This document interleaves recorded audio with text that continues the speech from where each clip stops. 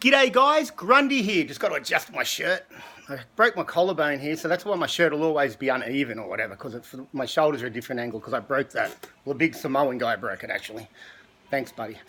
So I'm going to talk about Craig Titus. I've had a lot of people ask me about that. I've stood off doing it for the simple reason that he's a convicted murderer and drug dealer, and along with Kelly Reiner in jail. So I want to make it real clear that it's terrible, it's wrong in every capacity and unbelievably wrong, and he deserves to be where he is.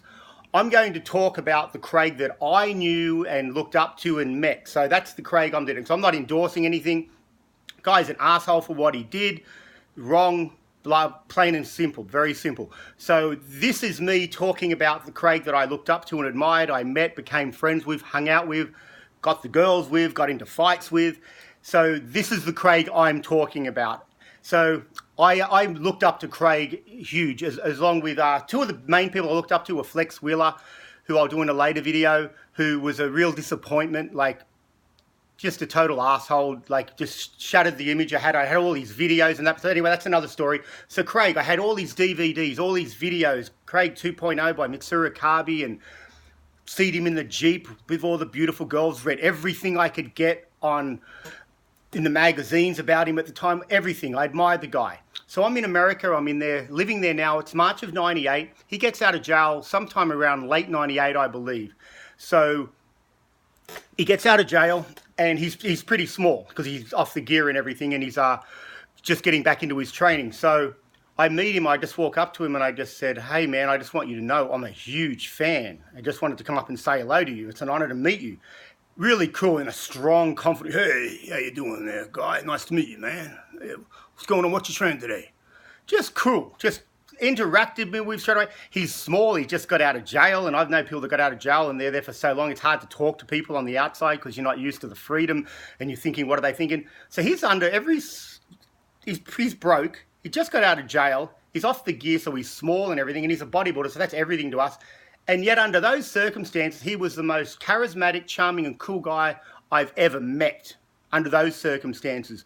So we got to know each other. We hung out a little bit. We smoked some herb together. So we got pretty close. We actually did more than smoke some herb together. We partied pretty hard together and had a lot of fun, which we always did. No one could get products on the phone better than Craig and talking code. Do you have any X-Files? Do you have any? Do you have any vitamin C? He was good. Like, I'd be like, wow, this guy's, I just admired the guy. So we're hanging out. He's everything and more that I could have imagined him to be. He was just super cool, super confident, super fun. Regardless of what anyone says about him being tough or not, Craig would king hit someone, sucker punch them in a heartbeat. I seen him crack Melvin Anthony because he thought Melvin Anthony was getting tough with him. I'll share that story at another time. And so I've been around him. So I'm not saying Craig was the greatest fighter. He actually was a really good wrestler from college and he was super strong. But Craig would sucker punch. If he thought you were going to get into a fight with him, he would sucker punch you and follow it up in a heartbeat like he did well under the circumstances that I seen him in. So, and had a situation where he knocked Arnie List out in the back room at Gold's, got banned for 3 months for hitting Melvin. As I said, I'll share that story later.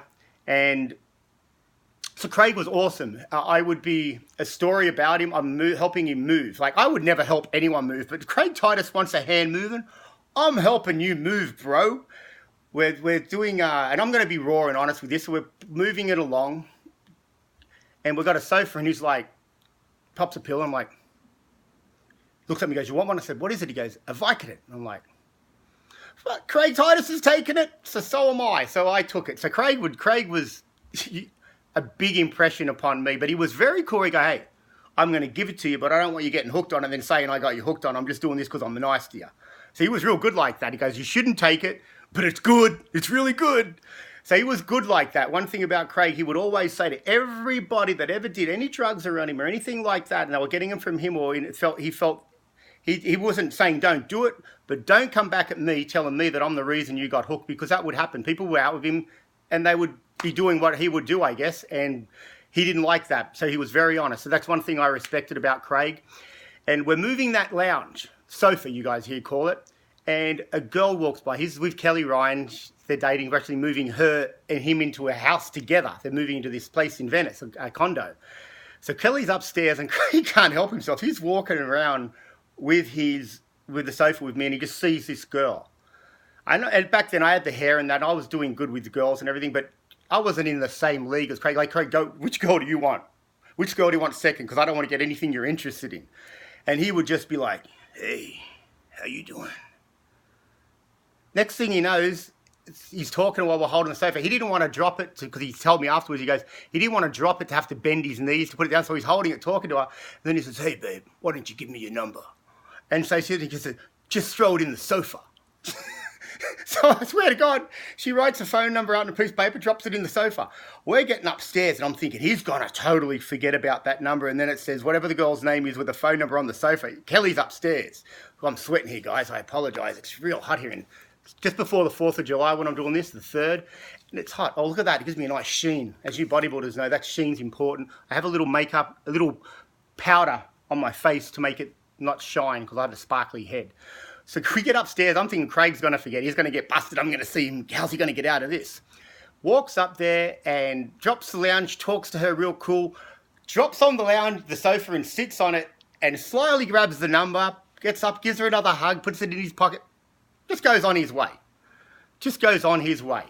So, yeah, he was just ultra, ultra cool. And then he was getting ready for the Olympia one year. And he was so funny where I walk up and go, how you looking, bro? He looks up. He goes, hold on. He goes, you know it's all about the lighting, Grundy. Come with me. So we go, because Gold's gym has great lighting because it's got the overhead lighting. So then Craig pulls it up and Steve goes, yeah. He goes, that's what it's about. And he looked great, looked really good. So I got to see Craig get ready for his shows and grow and grow and grow. And I was backstage when he had a problem with King Kamali at the Ironman where Chris Cormier won. Lee Priest was competing. And him and King had some words, and it was on the East Coast versus the West Coast, and they're on the West Coast. And Craig is just backstage like, he wants to start a fight. He wants to, I don't know if he wants to fight, but he wants to start trouble. And King is just minding his own business, being professional. And then there's Chris Cormier just sitting beside Craig, shaking his head going, oh, Craig. And Craig just basically is trying to incite this situation. So Craig did try to cause some problems. And he even said, let's fuck him up, man. So, sorry, I meant F him up. Let's F him up. Let's take care of business. Let's do this. And Chris like, oh, it's good, Craig. Don't worry about it, bro. Don't worry about it, CT. We're all good. And that was the other thing about Craig. Everyone called him CT. And he just had an amazing way about him as a man with his charisma. He was just amazing where he would get girls that he was with that weren't into other girls. Next thing you know, Craig stole someone else's girlfriend, and him and his girl that he's currently with are now with her as well. Like, he was amazing. I've never met anyone as charismatic and picking up women and as cool and easygoing. Like, he lived a bit of a fairy tale life on the outside, I guess it seemed. Towards the end, when he retired from bodybuilding, I didn't see much of Craig. I did catch up with him and Kelly at Gold's Gym. And this is when she drove the famous car that she had that was in the burn and everything, and she was well known for that. So it's crazy, you burn someone in someone's car. You guys have got to look that story up, Craig Titus, Vegas burning. If you don't know the story, it's amazing. I'll give you some, listen to it. You know, that's not true. It is. And yeah, Craig was just another person. But when they retired from the sport, moved to Vegas, he was a very energetic and physical guy and pretty smart. And he lost that, where he didn't have an outlet for his aggression and everything. And then he started doing, I'm only going to speculate from what I heard, which was doing meth and crack and everything, which makes you think stupidly and get aggressive. And after actually I heard about Craig snapping and doing that, I actually went to therapy because I understood how easily that could happen. So that was a life-changing moment for me. He wrote me from jail for quite a while, so did Kelly Ryan.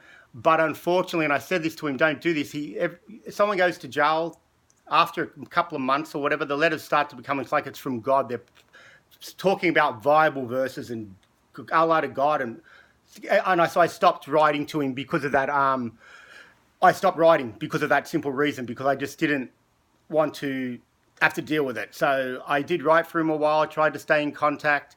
And yeah, he just went off the rails, and he was everything I'd hoped him to be and more as an idol and a man. And then, of course, the other stuff, totally takes away from all that. So as I said, I'm just giving you guys the story on CT as I knew him before the stupidity and the unforgivable acts that he did took place. So as a man, to me, he was cool and someone I admired and someone I was glad to have met and shared that time with.